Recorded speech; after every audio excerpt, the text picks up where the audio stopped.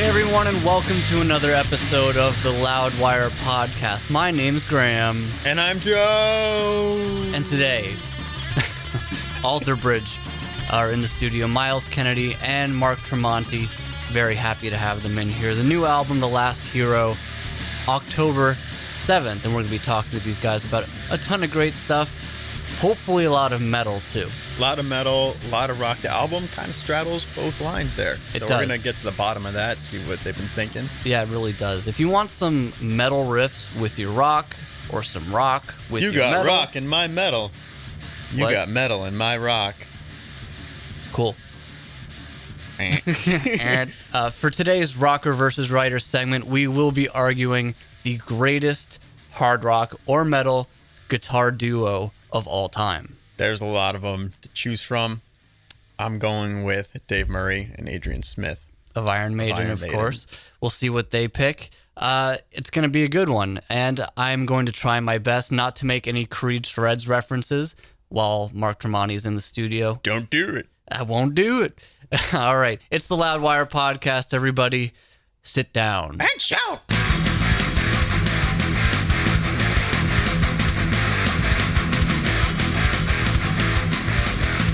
All right, everyone, Loudwire Podcast here, and we are with Mark Tremonti and Myles Kennedy of Alter Bridge. Thank you so much, you guys, for coming along. The Last Hero, October 7th, that's when you can buy the record.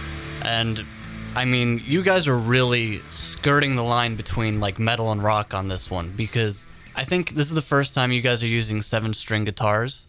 I used it just on the opening track. Myles was still on the 6-string, but I think we just wanted to bring some different soundscapes in on this record, and that was one thing I had told Myles I really want to experiment with the 7-string on this record, and we first single has it. Yeah, for sure. I mean, it's really refreshing to hear what radio would call an active rock band, or like a hard, whatever that genre label gets is. Slapped on it. Yeah, whatever that is, to really have some metal influence in there, because I mean, we've heard it, from the first album with you guys with, songs like Metalingus and stuff like that. But this one, it's really, somebody could turn on one of these songs and go, oh, this is a metal band. And then it goes into more of a hard rock thing. So, I mean, what are your influences that came to be for this record? I mean, ever since I was a kid, I always chased down the heaviest, darkest stuff I could find, and then tried to push that as much as I could on my band members. Right. I love metal, and I think from the early days of Alter Bridge, I was trying to push Slayer influences and Metallica influences, and even Celtic Frost and Testament, all the speed metal stuff. I grew up Megadeth, and but at the same time, I liked bands like Tesla. Fingerstyle stuff. I learned a lot from Frank Hannon, and I like the poppy 70s soft rock like Rod Stewart or Jerry Rafferty. So I'm kind of a mixture of all those things. Because one thing that's pretty interesting is, you have some songs that are incredibly heavy, and then some that very sing-songy chorus, like Put Your Lighters in the Air. Mm-hmm. And you have the ability to kind of wrangle in all these different types of fans. Like when my mom was telling me when Guns N' Roses put out Appetite for Destruction, like they put out Welcome to the Jungle, and like kind of, all the hair metal chicks weren't into it. It was a little too heavy. But then Sweet Child of Mine and Paradise City came out and went, oh, this is more our speed, and then got into kind of the heavier side of the band. Do you see that happening with Alter Bridge? Well, I think that because we always try to, balance the heavy riffage with a melodic sense, and that's kind of our, that's always been our thing. Melodies, Mark and I both love strong melodies, but we also love aggressive riffs. So I think that it's interesting what you said about Appetite for Destruction, because that's a great example of the ability to dudes dig that record because it's got a certain intensity, but then it's got those those big choruses that the chicks dig. I don't think you really do it on purpose. No, I think songwriters just have different sides to them. I don't think we'd feel complete if we put out a record full of metal songs and didn't have anything emotional in there, and I think that's the same thing the Guns guys did on that record. Mm-hmm. Yeah, you set up the light moments with the darkness, and then you set up the darkness with the light. Yeah, it's not as dark without the light. It's not as heavy without the soft. Yeah. Yeah, it's one of those things too, because we're pretty eclectic in our tastes. We listen to a lot of. I mean, I guess personally, I always have. I've gone through so many different phases as an artist where what got me into music initially, or I should say, what got me into wanting to play guitar was metal and hard rock. Eddie Van Halen, obviously not metal, but then Metallica and Priest and Accept and all that stuff I was really into. And then I went through a jazz phase, and I went through an R&B phase. And so years of just kind of digesting many different things becomes part of your creative DNA, and then you spit that out in your craft. So I guess that's Mark obviously expressed the same thing with Tesla to Slayer. Mm-hmm. Joe gets a lot of his metal knowledge from his mom, especially when it comes to Poison, right? Oh yeah, that's her favorite. Oh yeah. I was raised all on hair metal, glam, that kind of stuff. Wow, cool. Then it evolved heavier. Right. Yeah. What's your favorite hair metal record? Ooh, that is That's tough gonna take one. him a while. Out of the cellar. Out of the Cellar is good. That is a good one. I don't know. I don't really consider Twisted Sister hair metal just because they come from such a You're different Gonna Burn in school. Hell is such a badass But, song, though. yeah, Live at Hammersmith from Twisted Sister Perfect. would probably be it. Nice. Absolutely. Yeah, go for a live record. Why not? I mean, so this record for you guys, you're talking a lot about heroes in society. I can almost see this being a soundtrack for heroes. It's kind of cinematic, in songs like My Champion, when you're saying, you gotta keep fighting, gotta get back up again. Did you have anyone in mind for these records and, for this record? And almost with a song like My Champion, was it written almost as a reminder to the self that you gotta keep fighting, you gotta get back up again as well? Well, absolutely. I mean, for me, I'm not good at writing songs like up with. I don't want to be the Tony Robbins of rock. Say up with people, where it's like. But so what they are, it's kind of. I'm not the guy that gets up every morning, looks in the mirror, and goes, "You're great." I'm not that guy. I've got my struggles just like everybody else to try and believe in myself. So these songs come from an honest, personal space. You take a song like that. You take a song like "Poison in Your Veins." It's trying to live life courageously and remember to get back up and keep dusting yourself off and keep persevering. I mean, I think that's just. I need to hear that over and over and over again, and if that then in turn becomes a somewhat of a mantra for somebody else, that's awesome.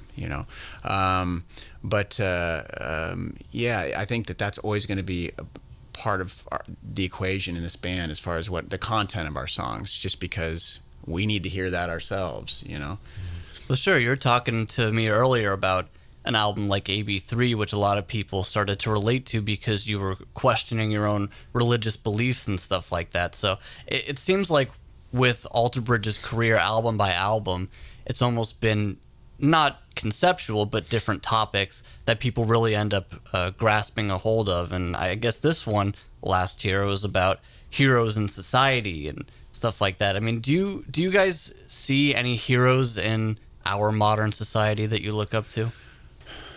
I think that's the reason why the record was written, because there's not too many that really pop to mind.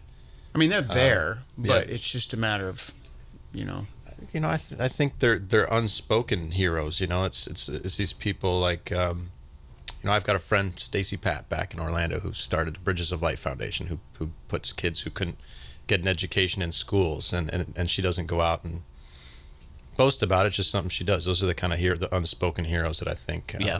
If those types of people would get elevated to a position of power, could make a good difference. Now, touring the world, you obviously have different perspectives on what's going on currently, what's happened in the past. When do you think was the last time you really saw, the last hero, a face that you could recognize and get behind on a bigger scale? Not just really a local community. Yeah, I mean, look, when I was one of the folks that in 2008, with the when Obama was running for president, I was, this is, we're unfortunately going into politics now, which I hate doing, but I'm going to be honest. I mean, when he came on the scene, it really excited me, and I felt like that was somebody that was telling me the things that I was looking to hear at that point in my life. So. I think that was that'd be my answer there. What about you, Mark? Yeah, to me, I really can't think of any powerful men or women in powerful positions that I really think have done a perfect job of doing their job. I really can't. I mean, yeah, it's hard. It's hard too because a lot of it's system related. You know, a lot of it has to do with you can have these people put in positions of power, and they may have good intentions, but then because of the way the system is, nothing ends up getting done. Well, so true. And so that's the real issue there is you can be all idealistic and have these aspirations to change the world, but the world's not going to let you change them. Not all the time. Right. And you guys have been all around the world, and I'm sure you've gotten to see how different governments and societies have been affected by certain policies and leaders and stuff. So, I mean, maybe through touring, do you think that maybe placed a little thing in your head saying, "Oh, man, we need a hero maybe on a worldwide scale, or maybe this country really needs help, that country really needs help, or even this country's doing it right"? There's a lot of European countries that do things so differently than we do that, we would call them socialists, but then you social democracy, yeah, for sure. But then you go over there and you see how happy people are. Like you go to like Norway, or you go to Denmark, or you go to Switzerland or Sweden, and you can't find a bad neighborhood. You can't find, everybody's happy. Everybody gets along. Well, it seems like everybody's happy. Yeah. But I agree with you there. I mean, we sit here and we say, there can be no other system, and we're not advocating socialism or anything, but it's definitely like you bring up the idea. If you travel and you see and you actually step into that world, as opposed to just seeing it through the news, and you look around, and you go, well, that's interesting. You learn. Traveling is really good to kind of broaden your horizons and change your perspective a little bit. Yeah, absolutely. Just to see it in person. I lived in Australia for 6.5 years, and that's like another social democracy. Right. So you do get to hear about stories and people in that situation that you wouldn't hear here, because people here, they don't know what's happening in Australia or Switzerland or Denmark or whatever, except for, the metal scenes over there, which is really what's important, I guess. With this record, to me, I keep thinking you guys need to get in contact with Marvel. Just to be in the next big blockbuster. That's what we were going after, the next Suicide Squad. That was the complete intent of this record only. But I mean, that must be something that would be a happy coincidence, I suppose. If well, we're lucky enough.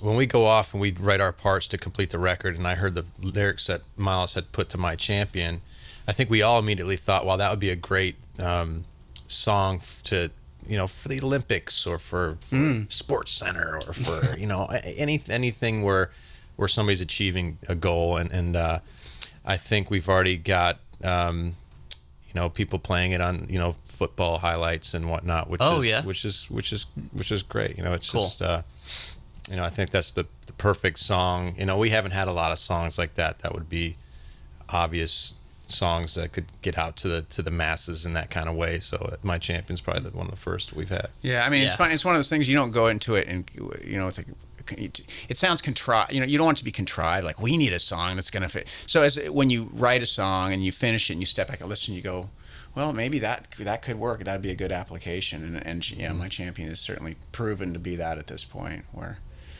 it has a very cinematic feel to it. So I mean, it lends itself to imagery really well. Like you were saying, I mean, it could be football highlights. It could be so many different things. People. I mean, I could see somebody getting rescued out of a burning building. Right. But that song at the same time is one of our most polarizing. We've only had 2 songs come out on this record, but this is one of those songs where some fans don't like it because they want the record to be heavy, and they hear this and they think, oh, this is the second song, maybe the record's going to be soft. I hate it, So, our next Instant Grat track, we'll probably pick something that's a little more, sounds a little more like the rest of the record to ease those people. Yeah. Just so people aren't scared. When fans get the album, you will probably hear the most metal guitar parts that you've heard on an Alter Bridge album, I think. And also some fantastic shredding, so do not worry, everybody.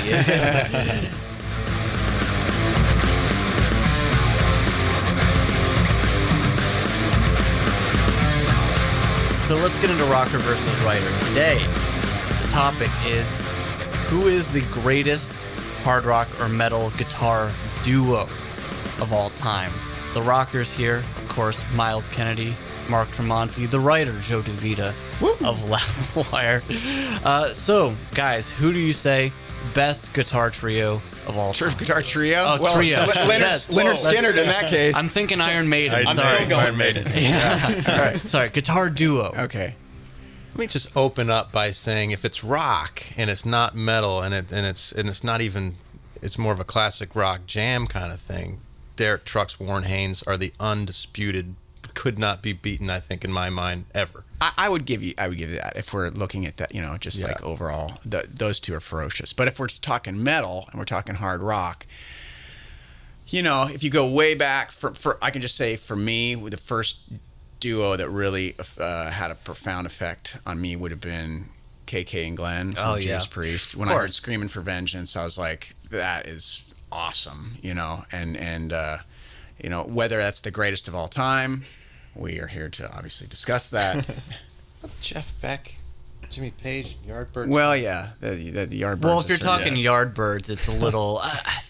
To me, the Yardbirds are always a little bit underwhelming because of the greatness that those musicians went on to, and when just you have the names. Yeah, when you have Jeff, you go, oh my God, Jeff Beck and Jimmy Page in the same band, but it's not those same guys in the Yard. They went on not to do against better the things, Yardbirds. right? Yeah, still some good songs, but I mean, God, those two just crushed after. Right. That. Yeah.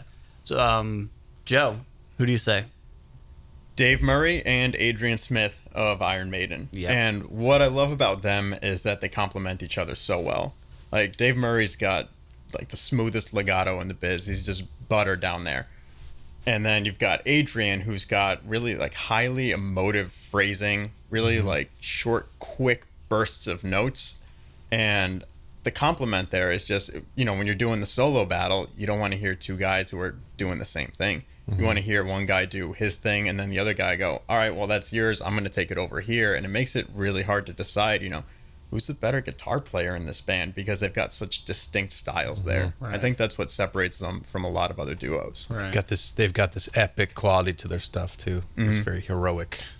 And then when they're playing together too, you've got like obviously the lead on the Trooper, but Dave's playing it a lot smoother than Adrian is. And then when you have that different kind of picking attack or anything like that, it brings out so much more in the music.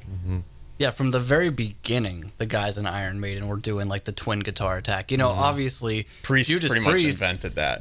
I'll concede that. Exactly. When it comes to the twin guitar attack of just like the most metal thing that's ever been written, like as you're saying, "Screaming for Vengeance" is like right there. But also from the very beginning of Iron Maiden's very modest beginnings, stuff like Iron Maiden the song and oh God, what's the Phantom of the Opera? Yes. Also, like it's a pretty good both one. Just twin guitar attack, beautiful gloriness. Beautiful gloriness.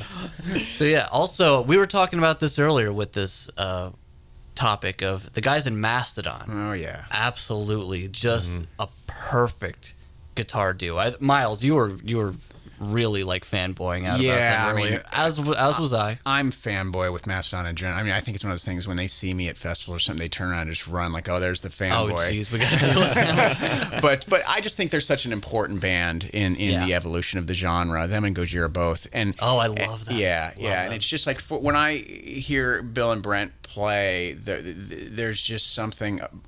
There's something so unorthodox about their approach, and it's very muso. I mean, it's very complex, but there's a certain soulful element, like in the way Brent plays his leads, that are, very.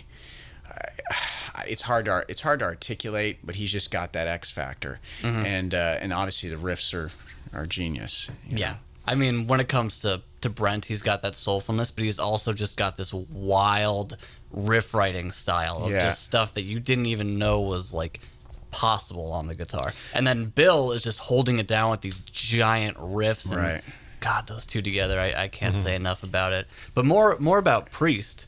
Like, let's hear more about Priest and what KK and Glenn were able to do together. Maybe Screaming for Vengeance. We keep talking about how Defenders of the Faith is maybe the best Priest album. Yeah, that's my top. Sometimes Painkiller, just because there's not a weak moment on that whole thing.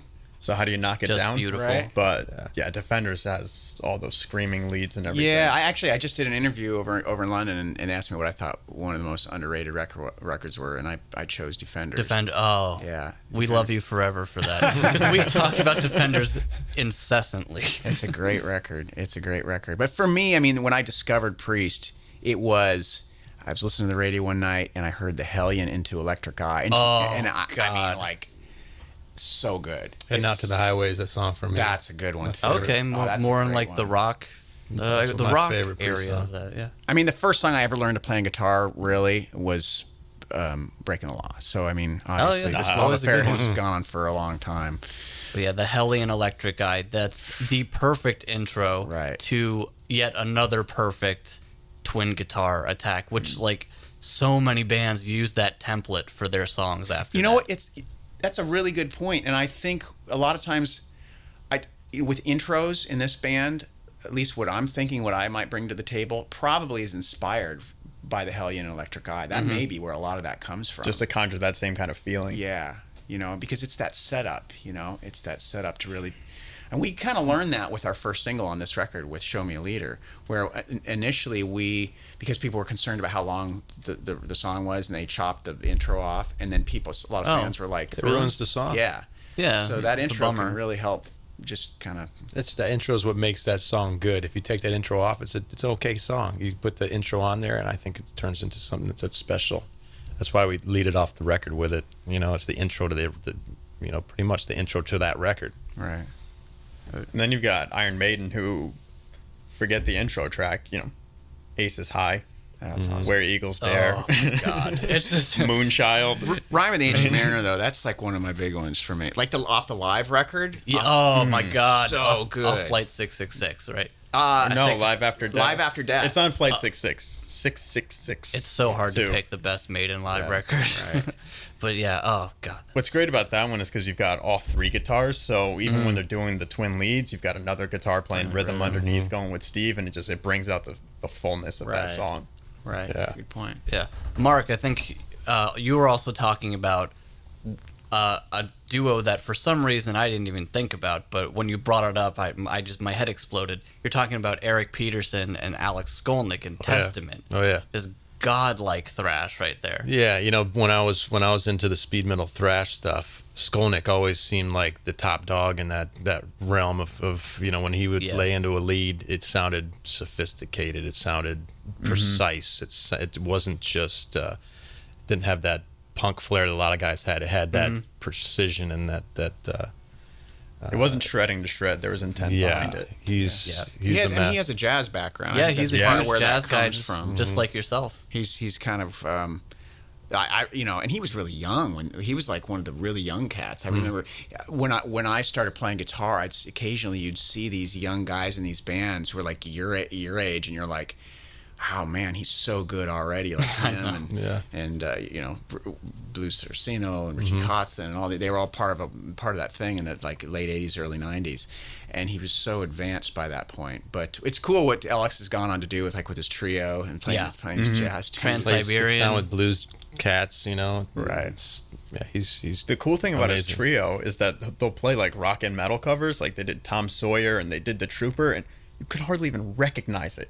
It's so distant from like the actual original song. I guess it's somehow still rooted in there. I don't have a degree in jazz, and I'm not going to pretend like I do, but I guess it's all still there. But it's so weird that you could actually hear a song that you know so well, and if it's on, you could not even maybe recognize it, and to still know that that's still at the root of it, the same guitar playing. So cool. Alex Skolnick is just on another level. I'm mad that Graham brought it up because I didn't want to have to argue against Alex Skolnick. That's a rough one. Yeah. We just did a show on Shiprocked, and Alex was on the boat playing. Yeah. And I got to spend some time with him, and it was a good moment. So I have a question for everybody. All right. If you were to pit, okay, so we're talking. Let's talk full shred mayhem. We're talking shred fest. Shredders of the shredders. Okay, shredders of the shredders. If you took Cacophony, which is Jason Becker and Marty Friedman, versus Racer X, Bruce Boulez, and Paul Gilbert. I'd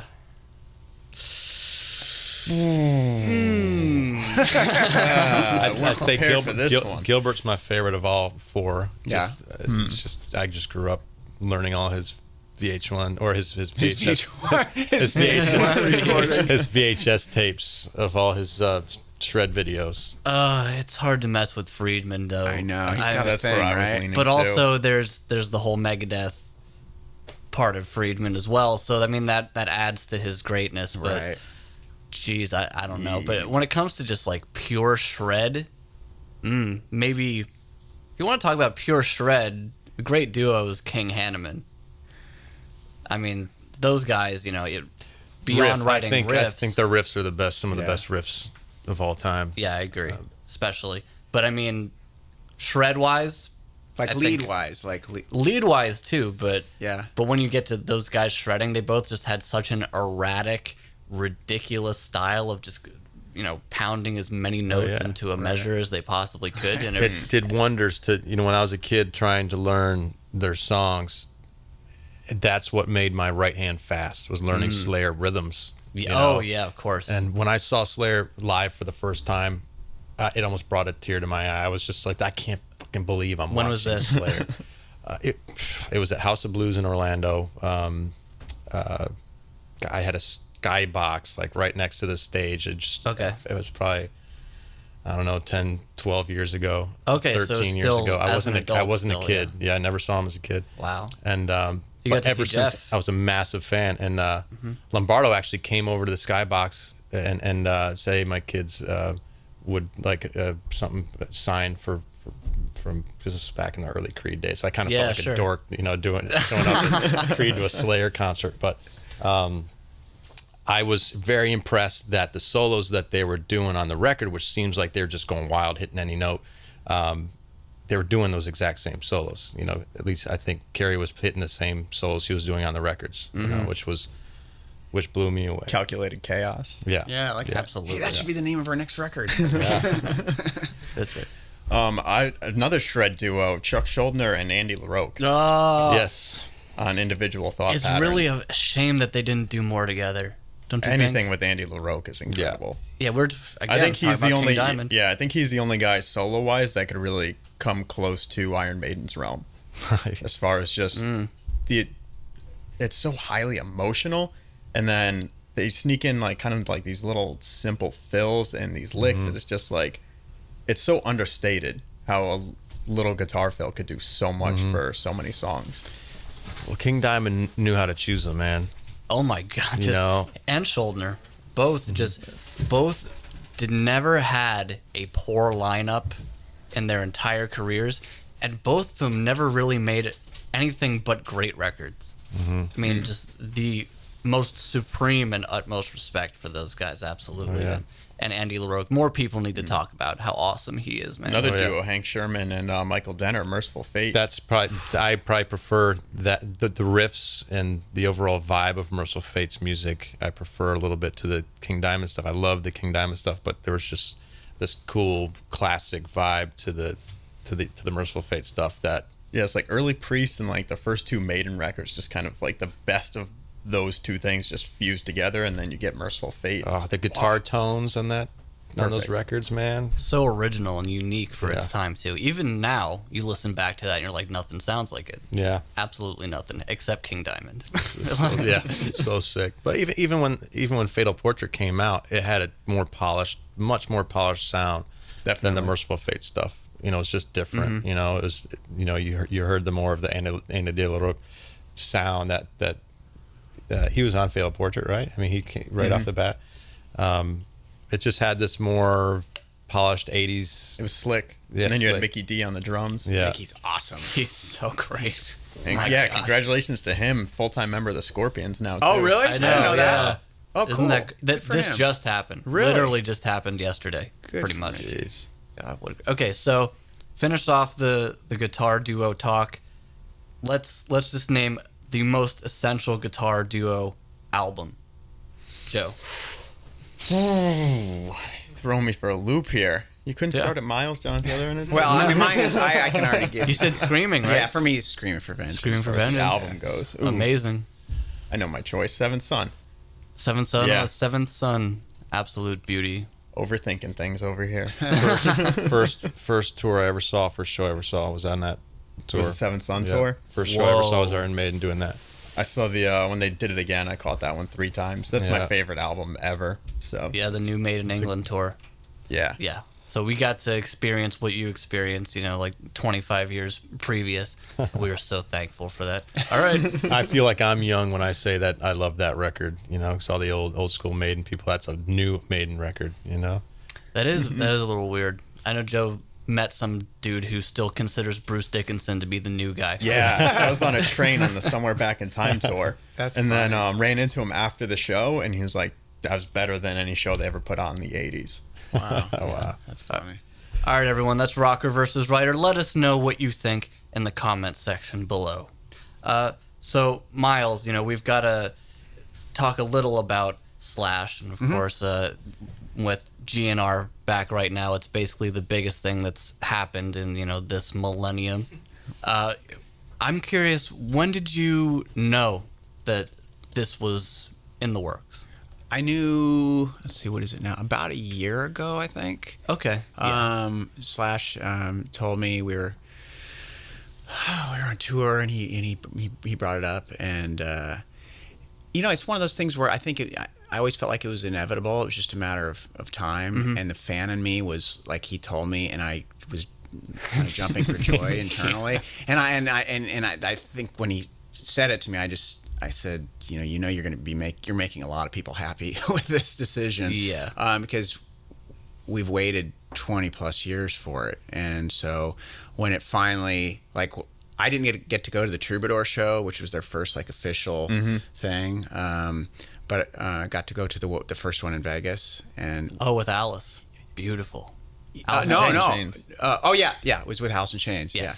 I thought you meant Alice Cooper. Alice Cooper. He was there too, right? No. And but yeah, it was great. And I think the fact that Axl had hurt his foot, and right, he had his Game of Thrones chair. Yeah, and he went up there with that chair. To me, showed that he was in it to win it. He stuck it out like a champ. Yeah, he easily could have called it off or Easily. postponed some dates, and wasn't happening. Right. He had a lot to prove. Lots to prove. I hope they have a long, fruitful future. I hope so too. I'm sure that they're gonna, given the massive amount of success, because let's face it, it's the most. I think what can you think of the last rock band that's been able to fill stadiums in the U.S.? It's really just like Foo Fighters are kind of able to, and then you got guys like Paul McCartney who are still doing it, but he's a Beatle. He's a Beatle, but as far as hard rock, guitar, No, it's amazing. And we were talking about that actually with William Duvall when he was in here. Yeah, he was in here recently. And it's just crazy to see headliner, opener, 70,000 people. Yeah. Right? It's great, man. They need to do a follow-up to Appetite for Destruction. I think they did do a follow-up to that way back when. No, now come out and just way back. Yeah, back in the Stuffed with Destruction. Yeah, but Bumblefoot was in here recently, and it's crazy because I think he told us he knew this was happening in late 2014, and I was like, it's kind of a silly question, but how do you keep it a secret? And he said by not telling people, and which is true. But for you, I mean, is it hard to contain? Was it hard to contain? No, not really. It was just one of those things where, I just shut the fuck up. Because it seems like one of those things you just want to run to the first mountaintop Right. you see Oh and just my start God, screaming man. it. You just want to Guns share N' this. Roses are back. You want to share this new gospel with the world and Right. just see everyone's faces light up and stuff. But Yeah, I just thought, I don't think they would have appreciated it had I, probably not. I didn't really want the wrath of GNR coming down on me, so. Probably not. And you guys kind of touched on this when you're talking about, a band finally playing to stadiums again, and what's interesting is both of you guys have seen very major changes in the industry. Mark, you come from Creed, which was still from way back then, was still the time where a band like Creed could sell a diamond album. And then Human Clay's coming up on like 12 million. Absolutely insane. And just the worldwide sales have been insane. And then Myles, when you finally got some spotlight for yourself with Alter Bridge and later with Slash, it was sort of when the industry was starting its downslope. So As far as album sales go. I just missed the train. I know, it's like, Alter Bridge obviously doing great, but I mean, how can you speak to the changing industry and your different experiences as being a professional musician in the changing times? There's a lot of goods and a lot of bads that go along with it, but it's we definitely have to hustle a lot more these days. You know, you have to go and do extra things to make the business side of it work. You know, you can't just record a record and then tour for 3 months a year. You got to get out there and do it 9 months a year. You got to record those other 3 months. You got to think of as many ways to keep your fans happy and have the the VIP meet and greets and the special packages and the I give guitar lessons and we'll you do as many things as you can at like when we recorded this record we tracked with PRS would give us a great deal on their guitars where we could track each individual song with certain guitars, and then fans could actually purchase those guitars and say that I have the guitar that recorded the last hero or whatnot. So little things like that nobody really think of back in the day. But as long as the fans are happy and the band is happy and you're making decisions that can keep making the business make sense. Yeah. Yeah, I think that the phrase I always use as far as showing how things have changed is back, like when Mark was at the zenith of their success. It was you made records, or you toured to promote the records, and now you make records to promote the tour. It's a very different mindset. Very true, yeah. And I think you just have to be aware of, if you want to do this, you got to love the road. And if you don't love the road, you can still make records, but it's maybe going to be a little more difficult to make a go of the whole thing as your primary focus. You're probably going to want to consider, having something to fall back on, because you can't just sit there and collect quote unquote mailbox money. No. But you know what? I think it's good, because I think going out and playing, it's different than when you listen to a record, or when as a fan getting to go out and see a band perform the songs that are resonating in your life somehow and experience that. That's awesome. And for the fact that bands are all forced to do this now, I think it's a good thing for music in general. There's a sense of community. We all come together, we celebrate music, and then it's awesome. So. Because everybody likes to complain about, the digital trends in music and the album sales, but what's one thing that you would say is absolutely better today about the industry than it was 20, 25 years ago? One thing that you're going like, man, I wish we were able to do that 25 years ago. One little thing, it's not a huge thing, but I think one cool thing that we get to do nowadays is, that the guys earlier on didn't get to see, is when we put out a record, 2 days later you have bands covering your songs. You get to see the minute that song comes out, kids are learning on guitar, drums, and they're performing your songs, and that just shows you how dedicated these fans are. And I don't think back in the day, unless Iron Maiden went into a bar and saw some band covering their stuff, they didn't get to see that kind of thing. So you get to really see that stuff all over YouTube or social media. I think with social media in particular, it used to be you had to put out a press release. If you wanted to say something, you had to go through these channels and get it out there. But now with this little thing called the internet, you can, if you think of something, 10 seconds later, you can throw it out there to however many thousands of people pay attention to you.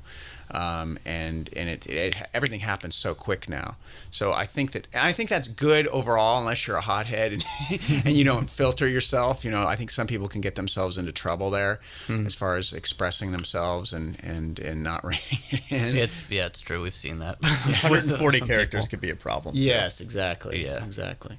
When it comes to the new industry right now, you're also getting like an instant reaction when you put something out. So I imagine that maybe back before the internet, before YouTube, when people are just commenting immediately, you get the love or the hate with it. Was there almost like a fear of when you play a new song for the first time in front of a crowd? Because you really may not know what the reaction's going to be. Whereas now you're like, oh, this many likes, this many dislikes. People just giving their opinions nonstop.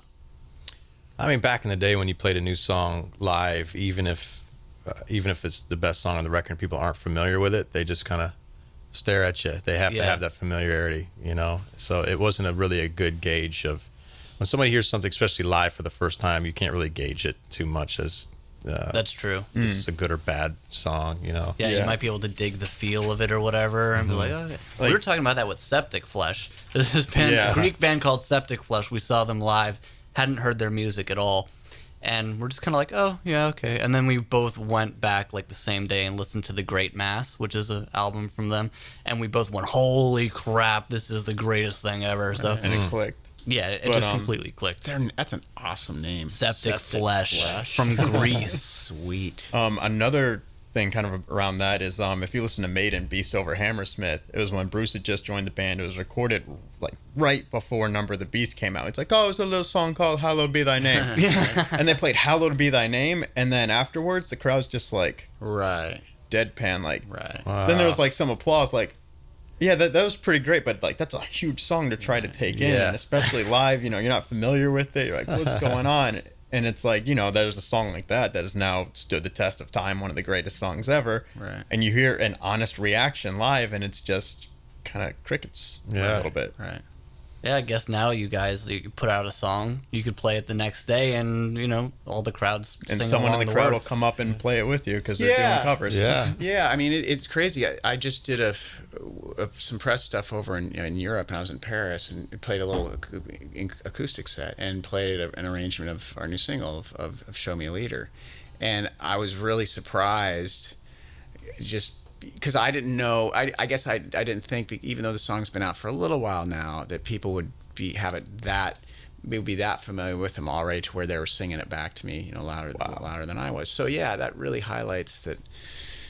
How things have changed. Yeah, that's a beautiful experience, That's especially when you've just put something out. You're probably closest to it, like mentally, spiritually, creatively. So to get that love back from the crowd at that moment must be, oh God, I'm so glad. That's what makes look, it's like a total drug. Oh, it is. Hearing people sing your songs back to you, forget about it. It's great. Awesome.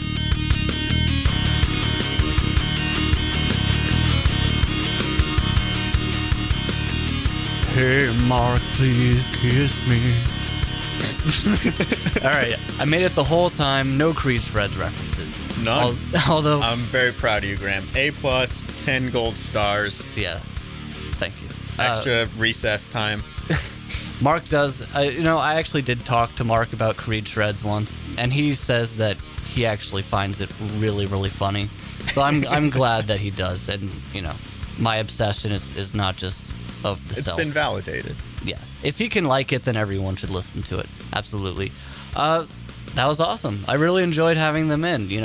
They're real down-to-earth guys, real cool people, and that Rocker versus Writer segment was probably one of my favorites to date. Yeah, I knew it was going to be a lot of fun. We're going to get derailed and just talk about a bunch of awesome guitar duos and not really stick to our picks per se, but how could you not talk about Hank Sherman and Michael Denner and Kerry King and Jeff Hanneman, all those other guys who just absolutely rule. And that's the beauty of this. When you just sit down and talk to your friends about music, you just let it go wherever, and you just get caught up in the moment. You just start calling out bands and musicians and what you love about them, and that's exactly what we wanted to do. Racer X and Cacophony, who saw that coming? I know, exactly. So we get to talk about just the best music ever with the best musicians out there. So that's my favorite part of this thing, and I really enjoyed that podcast, being able to talk about Slayer and Priest and Iron Maiden and and Mastodon. Glad Myles Kennedy is a giant Mastodon fan, a ridiculously huge Mastodon fan. That was a cool thing to learn. I know. You just as time goes on and on, more people just start. I think people are finally realizing that Mastodon is like the band of their generation, Absolutely. rock or metal.